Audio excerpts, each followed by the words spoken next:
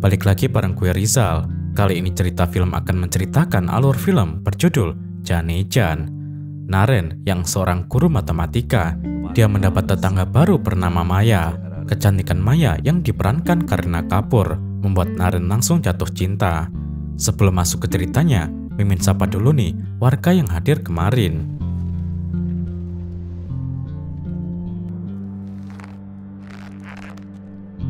Ada Heru Wasono 9370, Indah Diego Leo, Purwanti 3948, Jerry Lemos 5698, Suka-Suka 17Z. Bagi warga yang ingin disapa selanjutnya, silahkan kasih komentar terbaik buat Mimin ya.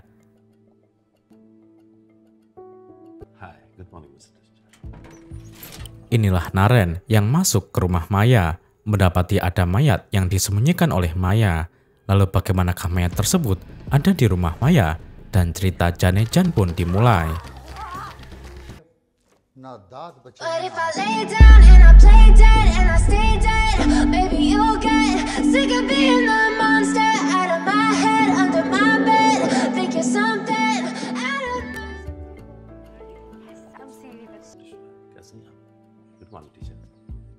Berlatar di sebuah desa indah bernama Kalimpong di perbukitan Siwalik, negara bagian Bengala Barat, India. Film ini dimulai dengan memperlihatkan seorang ibu tunggal bernama Maya yang tinggal di sebuah rumah flat bersama putrinya yang bernama Tara, seorang siswa SMP. Maya memiliki tetangga seorang guru matematika bernama Naren. Naren adalah ahli matematika yang jenius, dan karena kecintaannya pada matematika, ia lebih memilih menghabiskan masa mudanya dengan fokus memecahkan soal matematika yang belum terpecahkan. Hingga suatu hari, Naren merasa frustasi dan ingin mengakhiri hidupnya dikarenakan soal matematika yang akhirnya ia pecahkan setelah 10 tahun. Ternyata 2 hari sebelumnya sudah lebih dulu dipecahkan oleh orang lain. Dan ketika ia mengetahui hal itu, Naren sempat ingin mengakhiri hidupnya. Tetapi semua itu berubah ketika Maya yang baru pindah mengetuk pintu rumahnya untuk meminta bantuan. Ketika melihat Maya, Naren pun langsung jatuh cinta pada pandangan pertama, dan mulai saat itulah Naren selalu mengawasi dan memperhatikan Maya secara diam-diam. Naren menyukai Maya tetapi tidak pernah berani mengungkapkan dan mendekati Maya. Bahkan selama bertahun-tahun mereka bertetangga, mereka tidak pernah mengobrol dan hanya saling bertegur sapa saja. Maya bekerja di restoran cepat saji, dan Naren setiap hari datang ke sana untuk melihat Maya dengan alasan membeli makanan. Tetapi semua orang di restoran tahu kalau Naren datang ke restoran karena menyukai Maya. Hingga suatu hari saat di restoran, Naren melihat wajah ketakutan pada Maya saat Maya melihat tamu yang tidak diharapkan datang ke sana. Dan tamu tersebut adalah seorang pria bernama Ajit. Ternyata Ajit adalah suami Maya yang Maya tinggalkan 14 tahun yang lalu ketika sedang mengandung Tara. Melihat wajah Ajit, Maya pun mengatakan kalau ia tidak ingin lagi berurusan dengannya. Tetapi Ajit yang sudah 14 tahun ini mencari keberadaan Maya. Ia pun mengatakan kalau ia hanya ingin berbicara dengan Maya. Di tempat lain atau di kota Mumbai, seorang inspektur polisi bernama Karan mendapatkan perintah dari atasannya untuk mencari keberadaan mantan polisi, yaitu Ajit. Karena Ajit bekerja sama dengan para pelaku kasus pencucian uang, dan Ajitlah yang mengelola uang gelap tersebut. Karan pun langsung melakukan pencarian hingga ia akhirnya mendapatkan lokasi Ajit saat ini, yaitu di desa Kalimpong, negara bagian Bengala Barat. Sementara Maya setelah selesai bekerja, ia pun berbicara dengan Ajit di tempat lain. Maya pun langsung bertanya apa yang diinginkan Ajit. Ajit mengatakan kalau ia sudah berhenti dari kepolisian dan berbisnis gelap. Ternyata alasan Maya meninggalkan Ajit karena setelah mereka menikah, Ajit justru menjualnya dan menjadikannya sebagai penari striptis demi uang dan bisnis. Ajit mengatakan kalau dulu Maya pergi dengan membawa uangnya, tetapi Ajit sudah melupakan hal itu. Dan kini ia ingin kembali hidup bersama Maya dan juga putri mereka. Mendengar itu, Maya pun terkejut dan takut, lalu bertanya dari mana Ajit mengetahui tentang Tara. Ketika Ajit mengatakan kalau ia sudah melihat wajah cantik putrinya saat di sekolah, dan ia yakin kalau putri mereka akan menjadi bintang seperti Maya dulu. Maya pun langsung pergi dari sana, meninggalkan Ajit dan langsung menjemput dan membawa putrinya pulang ke rumah. Akan tetapi, malam harinya, Ajit mendatangi rumah Maya. Karena Ajit sudah menemukan rumahnya, Maya pun terpaksa membuka pintu dan membiarkan Ajit masuk. Dan di sana, Ajit pun kembali melihat putrinya. Tetapi Maya menyuruh Tara untuk masuk ke kamar. Maya kemudian mengambil uang dan memberikan semua uangnya kepada Ajit. Lalu ia pun meminta Ajit untuk pergi dan jangan pernah lagi mengganggu mereka. Tetapi maksud kedatangan Ajit ke sana karena ia ingin menjadikan Tara seperti Maya dulu. Dan hal itu membuat Maya marah, lalu mengusir Ajit pergi. Tetapi Ajit justru mencekik Maya dan mengancamnya. Namun tiba-tiba Tara memukul kepala Ajit dari belakang dengan besi pemanas air. Dan Tara pun mengatakan kalau ia bukanlah putri Ajit. Karena kepalanya berdarah, Ajit pun marah dan memukul Tara. Melihat putrinya dipukul, Maya langsung menarik Ajit hingga jatuh. Kemudian ia mencekik leher Ajit dengan kabel pemanas. Tara pun membantu dengan menahan tangan Ajit hingga Ajit akhirnya tewas tercekik. Melihat Ajit yang sudah mati, Maya pun menjadi panik. Maya mencoba untuk membuang jasad Ajit, tetapi saat ia membuka pintu untuk memeriksa keadaan, ia pun terkejut ketika melihat Naren yang baru pulang. Melihat Maya yang terkejut dan takut, Naren pun meminta maaf. Namun Maya mengatakan kalau ia takut karena ada kecoa yang masuk ke dalam rumah dan ia pun membunuhnya. Lalu Maya pun kembali masuk ke dalam. Di dalam, Maya yang sudah bingung dengan situasinya, ia pun mengatakan kepada Tara kalau ia akan mengakui pembunuhan ini pada polisi. Dan Maya meminta Tara, apapun yang terjadi dan apapun pernyataannya nanti, Tara harus menjawab kalau ia tidak tahu apa-apa tentang kejadian ini. Lalu tiba-tiba Naren mengetuk pintu yang membuat mereka panik. Dan Naren tiba-tiba bertanya apa yang akan Maya lakukan karena tidak mudah menyembunyikan jasad. Mendengar itu, Maya pun terkejut. Naren bertanya apakah Maya ingin menghubungi polisi atau ia akan membantu Maya. Mendengar itu, Maya menyuruh Tara masuk ke kamar dan lalu membuka pintu, kemudian membiarkan Naren masuk. Maya yang bingung bertanya bagaimana Naren bisa tahu. Naren pun menjelaskan jika ia melihat wajah ketakutan yang sama pada Maya ketika di restoran tadi pagi. Dan juga saat Maya mengatakan kalau ia baru selesai membunuh kecoa. Dan saat Maya mengatakan itu, Naren pun sadar kalau kecoa yang dimaksud Maya pasti pria asing yang datang ke restoran dan membuat wajah Maya ketakutan. Ditambah ia melihat puntung rokok di depan pintu dan juga sepatu boot yang tertutup karpet saat Maya hendak kembali masuk ke dalam.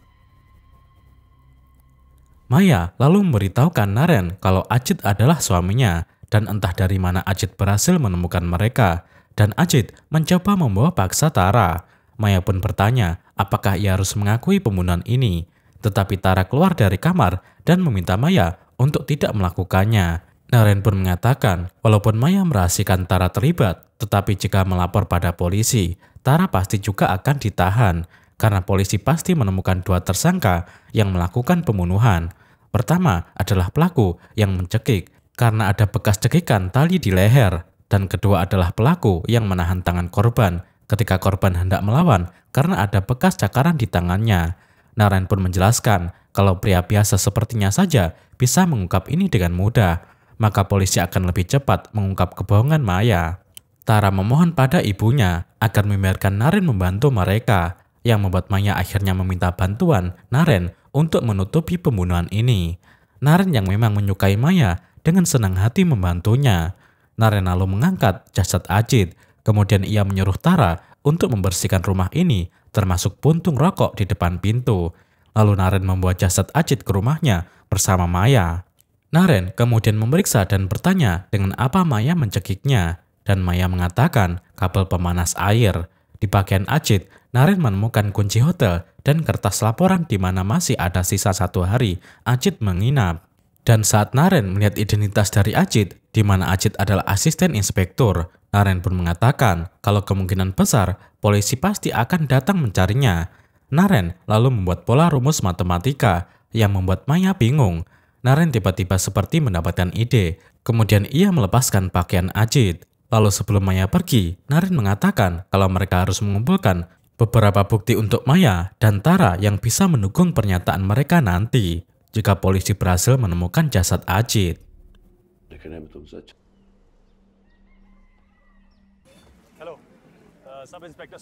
Dua hari kemudian, Karan pun tiba di desa Kalimpong dan melapor pada polisi setempat.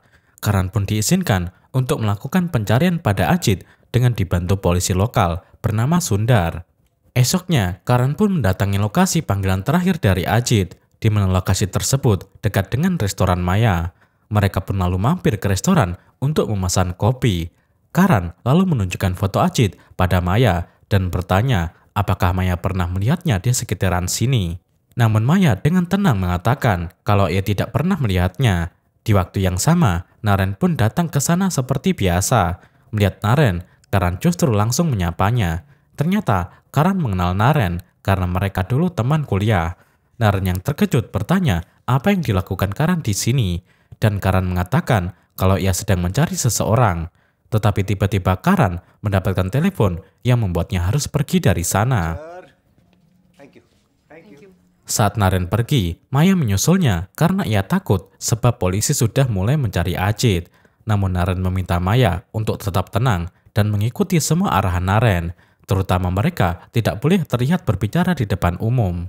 Sementara Karan berhasil menemukan hotel tempat Ajit menginap dan ia pun langsung pergi memeriksa. Petugas hotel pun bertanya di mana Ajit karena tagihan hotelnya belum dibayar. Dan dari petugas hotel juga, Karan mendapatkan informasi jika Ajit pernah bertanya tentang sekolah Kamal Lodaya. Karan dan Sundar pun langsung pergi ke sekolah untuk mencari petunjuk tentang Ajit. Dan di sana, ia justru melihat Maya karena Tara ternyata sekolah di sana. Karan merasa kalau Maya pasti mengenal Ajit karena lokasi panggilan terakhir Ajit berada di dekat restoran Maya. Dan Ajit mencari sekolah tempat putri Maya belajar. Karan mulai mengikuti Maya dan meminta polisi Mumbai mencari tahu apakah Ajit pernah menikah dan memiliki putri. Ibu dari putrinya bernama Maya. Di sana Naren ternyata melihat Karan yang sedang mengikuti Maya dari jendela rumahnya. Malamnya, Naren pun keluar dari rumah dan menelepon ke rumah Maya dari telepon umum. Naren memberitahukan kalau Karan hari ini mengikuti Maya ke rumah. Jika mereka tahu kalau Maya adalah istri Ajit, maka Maya akan menjadi satu-satunya tersangka di Kalimpong jika jasad Ajit ditemukan nanti. Naren meminta Maya untuk tetap mengikuti arahannya, dan jika nanti mereka datang, jawab yang ditanyakan saja atau diam dan jangan memberikan informasi. Dan yang terpenting sejauh pengetahuan Maya, Ajit masih hidup, dan Naren pun mengatakan jika jasad Ajit tidak akan pernah ditemukan. Tetapi esoknya polisi dan Karan menemukan jasad yang hangus terbakar dan tidak bisa diidentifikasi. Namun mereka menemukan kartu identitas milik Ajit dan juga jas milik Ajit yang masih ada bekas darah dan belum sepenuhnya terbakar. Karan pun mengirimkan darah tersebut untuk dilakukan tes DNA dan membandingkannya dengan rambut yang mereka temukan di sisir kamar hotel Ajit. Setelah dilakukan autopsi, dokter memastikan jika korban adalah pria. Jari-jarinya hangus terbakar, sementara wajahnya dihantam menggunakan benda keras. Dan ada luka di bagian belakang kepala dan tidak ada sisa gigi ataupun mata. Siapapun pelakunya, dokter sangat yakin kalau pelaku tidak ingin korban dikenali. Tetapi dari hasil tes DNA, jika sampel darah dan rambut 100% cocok yang memastikan kalau ini adalah jasad Ajit. Dokter menambahkan jika waktu kematian pada tanggal 10 sekitar pukul 7 malam. Di waktu yang sama, Karan mendapatkan informasi jika Maya pernah menikah dengan Ajit 14 tahun yang lalu. Karan dan Sundar pun langsung pergi ke rumah Maya. Namun Maya dengan tenang berbicara dengan Karan. Karan kembali bertanya apakah Maya mengenali Ajit. Dan kali ini Maya mengatakan iya karena Ajit adalah suaminya. Dan alasan ia mengatakan tidak mengenal Ajit saat di restoran karena ia tidak ingin lagi memiliki hubungan apapun dengannya. Karan pun kembali bertanya kapan terakhir mereka bertemu dan Maya mengatakan beberapa hari yang lalu. Ketika Karan memberitahukan kalau mereka menemukan jasad Ajit pagi tadi, Maya pun berpura-pura terkejut dan simpati. Lalu Karan meminta Maya untuk ikut mereka ke kantor polisi guna mengidentifikasi barang-barang Ajit. Tetapi di sana, setelah Maya tidak mengenali barang-barang Ajit, ia justru ditanya soal hubungannya dengan Ajit dan alasan mengapa Ajit menemuinya. Maya lalu menjelaskan hubungannya dengan Ajit, di mana setelah mereka menikah, Ajit menjualnya dan menjadikannya seorang penari striptis, dan alasan Ajit menemuinya hanya untuk meminta uang. Setelah mendengarkan itu, Karan pun mulai bertanya di mana Maya pada tanggal 10 kemarin. Merasa dijadikan tersangka, Maya lalu membawa Karan dan Sundar kembali ke rumahnya, lalu menunjukkan jadwal kegiatannya dalam sebulan yang selalu ia tulis di buku. Di mana pada tanggal 10, ia dan putrinya pergi menonton ke bioskop sekitar pukul 6 sore. Setelah selesai menonton, mereka pun pergi makan malam, lalu pergi untuk karaoke, dan tiba di rumah sekitar pukul 11 malam. Namun saat pergi dari sana, Karan merasa ada yang tidak cocok dengan cerita Maya, dan terlihat sudah direncanakan. Saat Naren pulang, Mayan pun keluar dan memberitahu kalau polisi sudah menemukan jasad Ajit. Naren sudah mengetahui hal itu, dan Naren mengatakan kalau ia akan mengurusnya, dan Maya tetap saja mengikuti arahannya. Mendengar itu, Maya pun memeluk Naren dan mengucapkan terima kasih karena telah membantunya. Sementara Naren terlihat sangat bahagia mendapatkan pelukan dari Maya. Esoknya, Sundar menunjukkan bukti kalau pernyataan Maya benar, yaitu tiket bioskop pada tanggal 10 yang masih tersimpan di kantong celana kotor Maya. Tetapi Karan masih belum yakin dengan itu, dan ia masih mencurigai Maya sebagai pelakunya.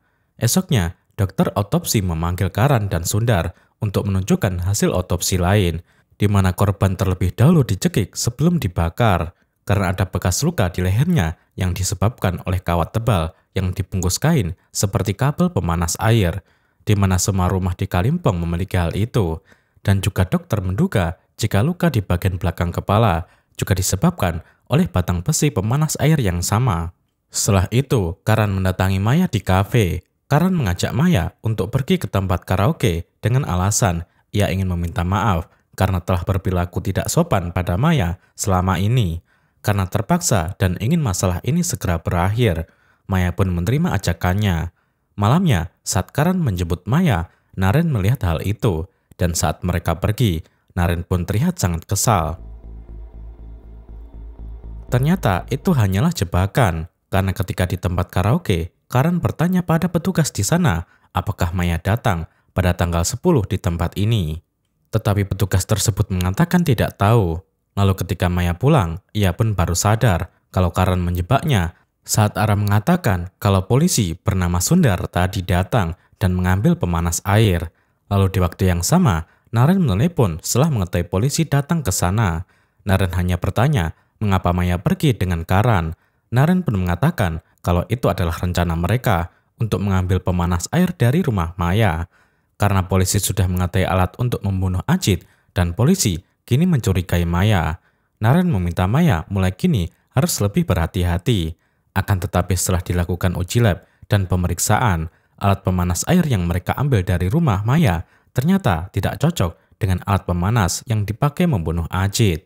Karena sudah tidak ada bukti, Karan pun menutup kasus ini di Kalimpong dan akan melanjutkannya di Mumbai. Karan belum mengetahui siapa pembunuh Ajit, tetapi tersangka utamanya saat ini adalah Maya. Setelah itu, Karan kembali mendatangi Maya di restoran dan kembali meminta maaf karena yang dilakukannya adalah tugas sebagai polisi. Dan kini ia akan kembali ke Mumbai. Tetapi di sana, Karan justru mengetahui dari pegawai restoran kalau Naren, teman Karan, setiap hari datang ke sini karena ia menyukai Maya. Mendengar itu, Karan pun terkejut karena sebelumnya Naren mengatakan padanya jika ia kadang-kadang datang ke restoran tersebut. Karan pun sadar kalau Naren pasti menyembunyikan sesuatu darinya karena lalu mendatangi sekolah Naren dan memeriksa jadwal Naren. Dan ternyata pada tanggal 10 Naren cuti mengajar dan petugas sekolah mengatakan kalau ini adalah pertama kalinya Naren cuti setelah bertahun-tahun mengajar di sini. Malamnya, Karan pun menemui Naren dan bertanya pada tanggal 10 Naren di mana, dan Naren mengatakan kalau pada tanggal 10 ia seharian di rumah karena sakit. Karan lalu kembali bertanya mengapa Naren berbohong dan mengatakan jarang pergi ke restoran Maya. Padahal petugas di sana memberitahukannya kalau Naren setiap hari pergi ke restoran karena ia menyukai Maya, dan Naren pun hanya terdiam. Saat pulang ke rumah, Maya pun mengajaknya berbicara dan juga kembali memberitahukan kalau polisi mendatangi restoran dan mulai menanyakan Naren. Karena pegawai di sana mengatakan kalau Naren sering datang ke restoran sebab Naren menyukai dirinya. Tetapi Maya mengatakan berkali-kali kepada mereka kalau ia dan Naren tidak memiliki hubungan apapun. Namun mereka malah mengatakan kalau Naren jatuh cinta padanya. Mendengar itu, Naren hanya terdiam dan tidak bisa berkata-kata. Mayan pun bertanya apakah ini nanti akan menjadi masalah.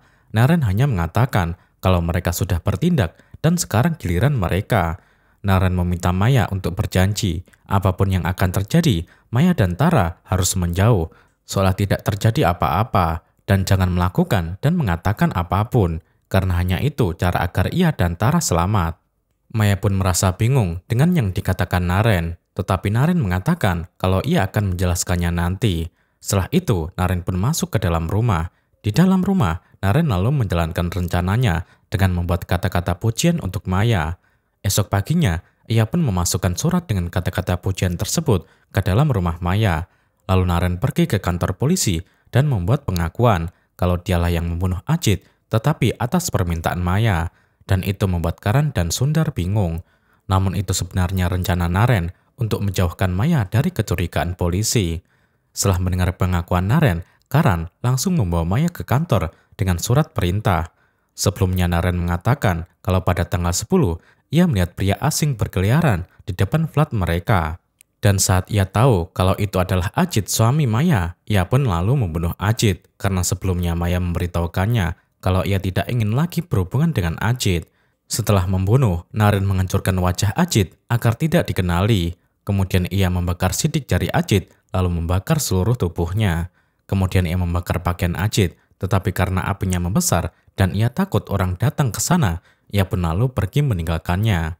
Naren mengatakan kalau ia sebenarnya pengawal Maya, tetapi mereka merahasiakan itu, dan siapapun yang ingin menyakiti Maya, maka ia akan menghabisinya. Naren memberitahukan kalau ia mendengarkan semua pembicaraan Maya lewat dinding rumahnya. Walaupun Maya tidak pernah memintanya secara langsung, tetapi saat Maya memberitahukan semuanya pada Tara di kamar, dan ia ingin Ajit mati, sebenarnya itu ditunjukkan pada dirinya. Dan sebenarnya Maya sedang berbicara padanya. Tetapi setelah membunuh Ajit, Naren tidak memberitahukannya kepada Maya. Dan saat Karan memeriksa rumah Naren, mereka pun menemukan dinding kamar yang bolong dan alat pemanas yang digunakan membunuh Ajit pun ditemukan di sana. Namun semua pengakuan Naren dibantah oleh Maya sesuai rencana mereka, yang membuat Naren terlihat seperti orang yang terganggu kejiwaannya.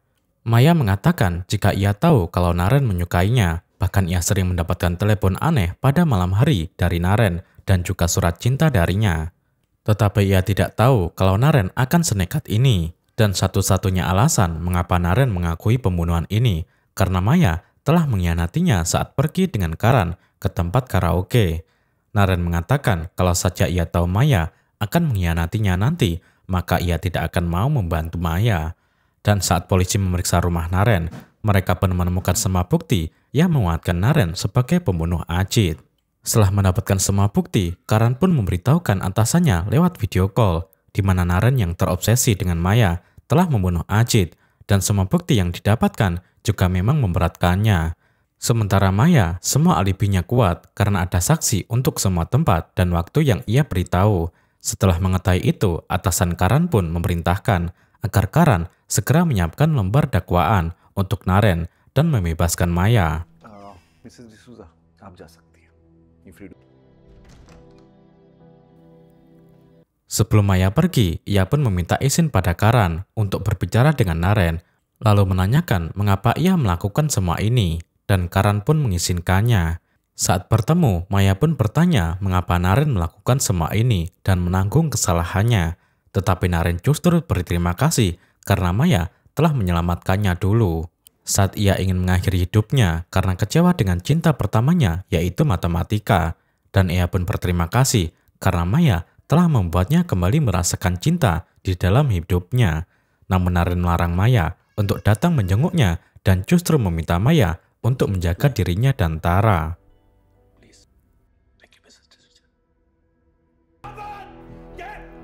Ternyata semua ini telah direncanakan Naren dari awal saat ia membuang jasad Ajit. Sebenarnya Maya membunuh Ajit pada tanggal 9, tetapi untuk membuat Maya memiliki semua alibi, Naren melakukan pembunuhan lain pada tanggal 10, di mana ia mencari pengemis yang memiliki perawakan seperti Ajit. Kemudian Naren memberikannya uang dan mengajaknya ke hotel tempat Ajit menginap. Di sanalah ia mengumpulkan semua yang bisa menjadi sampel DNA, termasuk rambut. Setelah itu, Naren memberikannya pakaian. Lalu pada malam harinya, Naren membawanya ke sebuah tempat, kemudian membunuhnya dengan cara yang sama pada Ajit. Setelah itu ia menghancurkan wajah korban agar tidak dikenali dan membakarnya. Naren sebenarnya sengaja membiarkan pakaian yang ada bekas darah korban tidak terbakar agar ketika dicocokkan dengan rambut korban di hotel maka akan sama, dan dokter otopsi akan menganggap jika mayat yang mereka temukan adalah mayat Ajit. Sementara jasad Ajit hanya Naren yang tahu di mana ia membuangnya. Naren melakukan semua ini sebenarnya untuk mempertanggungjawabkan pembunuhan yang ia lakukan dan demi melindungi wanita yang telah membuatnya jatuh cinta pada pandangan pertama. Dan film pun berakhir. सामने था और तुमने देखा नहीं